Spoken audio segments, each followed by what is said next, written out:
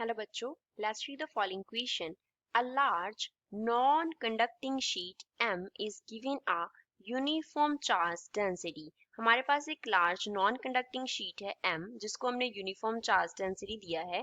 Two uncharged small metal rods A and B are placed near the sheet as shown in figure. A and B हमारे पास क्या है? Uncharged small metal rods हैं जिनको हमने sheet के near रखा है. Then M attracts A, M A को अट्रैक्ट करेगा, M attracts B, M B को अट्रैक्ट करेगा, A attracts B, A B को अट्रैक्ट करेगा और ऑल ऑफ अबव या फिर ये सभी क्या करेंगे? एक दूसरे को अट्रैक्ट करेंगे. So first of all we will talk about the key concept used in the question. इस क्वेश्चन में क्या की कॉन्सेप्ट यूज हो रहा है? तो इसके लिए हम बात करेंगे इंड्यूस्ड चार्ज की. इंड्यूस्ड चार्ज की. इंड्यूस्ड चार्ज क्या होता है? जब हम एक अनचार्ज्ड बॉडी को क्या करते हैं? नियर प्लेस करते हैं चार्ज्ड बॉडी के. अनचार्ज्ड बॉडी को हमने क्या किया? नियर प्लेस किया. किसके नियर प्लेस किया? चार्ज्ड बॉडी के नियर प्लेस किया. चार्ज्ड बॉडी के. तो उस अनचार्ज बॉडी पे क्या हो जाता है? चार्ज इंड्यूस हो जाता है. ऑपोजिट चार्ज इंड्यूस हो जाता है. We can say opposite charge जो है वो क्या हो जाता है? इंड्यूस हो जाता है. तो जो ऑपोजिट चार्ज इंड्यूस हुआ इसे हम बोलते हैं इंड्यूस्ड चार्ज. अब ये कॉन्सेप्ट हम अप्लाई करेंगे हमारे गिवन डायग्राम पे. M जो है वो हमें नॉन कंडक्टिंग दिया गया है. M क्या दिया गया है?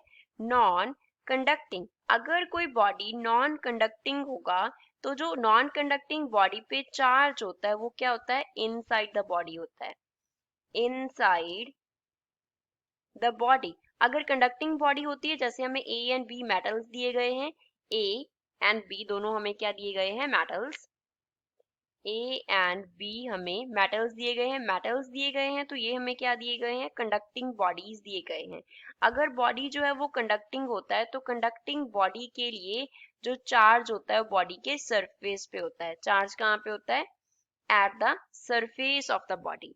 अब पहले सपोज कर लो कि जो M के पास चार्ज था वो क्या था? पॉजिटिव चार्ज था. तो इसकी बॉडी के इनसाइड यहाँ पे इस पे क्या है?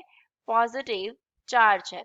तो पॉजिटिव चार्ज की वजह से A अब क्या है? कंडक्टिंग है. तो A में जो इलेक्ट्रॉन्स हैं वो फ्रीली मूव कर सकते हैं. तो ये पॉजिटिव क्या करेगा? A के इलेक्ट्रॉन्स को अपनी तरफ अट्रैक्ट करेगा. क्या करेगा? इलेक्ट्रॉन्स को अट्रैक्ट करेगा. अगर ये इलेक्ट्रॉन्स को अट्रैक्ट करेगा तो A के इस एंड पे क्या आ जाएगा? नेगेटिव चार्ज आ जाएगा.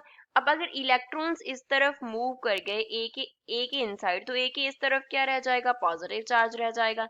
तो A के लेफ्ट एंड पे नेगेटिव आ गया, राइट एंड पे पॉजिटिव चार्ज आ गया. फर्दर इस पॉजिटिव चार्ज की वजह से क्या होगा? B के इलेक्ट्रॉन्स अट्रैक्ट होंगे. B के इलेक्ट्रॉन्स क्या होंगे? अट्रैक्ट होंगे. अगर A B के इलेक्ट्रॉन्स को अट्रैक्ट करेगा तो अगेन B क्या है? हमारे पास कंडक्टिंग है. तो इस एंड पे क्या आ गया? नेगेटिव चार्ज और इस एंड पे क्या रह जाएगा? पॉजिटिव चार्ज रह जाएगा. अब ऑपोजिट चार्जेस जो होते हैं वो एक दूसरे को अट्रैक्ट करते हैं. ऑपोजिट चार्जेस होते हैं अगर हमारे पास तो वो क्या करते हैं? एक दूसरे को अट्रैक्ट करते हैं. जो A एंड B पे चार्ज आया है, जो A पे एंड B पे चार्ज आया है, दैट इज इंड्यूस्ड चार्ज. कौन सा चार्ज है? Induced charge. किसकी वजह से चार्ज इंड्यूस हुआ है? M की वजह से. तो अब नेगेटिव एंड पॉजिटिव यहाँ पे एक फोर्स एक्ट करेगा F1. A के पॉजिटिव एंड B के नेगेटिव के बिटवीन जो फोर्स है वो एक्ट करेगा. सपोज वो F2 है. M के पॉजिटिव एंड B के नेगेटिव के बिटवीन फोर्स एक्ट करेगा F3. और ये तीनों क्या है? ऑपोजिट चार्जेस के बिटवीन क्या कर रही हैं? फोर्सेस एक्ट कर रही हैं. दैट मीन्स हमारे पास ये तीनों ही फोर्सेस क्या होंगी? अट्रैक्टिव होंगी. F1 and F2 and F3 ये तीनों ही क्या होंगी? अट्रैक्टिव फोर्सेस होंगी. तो इसका मीन्स क्या है? M A को अट्रैक्ट कर रहा है, M B को अट्रैक्ट कर रहा है, A B को अट्रैक्ट कर रहा है. तो गिवन ऑप्शन में से फर्स्ट M A को अट्रैक्ट करेगा, करेक्ट है. B M B को अट्रैक्ट करेगा, करेक्ट है. C A B को अट्रैक्ट करेगा, करेक्ट है. तो गिवन ऑप्शन में से D इसका क्या होगा? करेक्ट आंसर होगा. That all of the above given options are correct. I hope you understood. 12 thanks.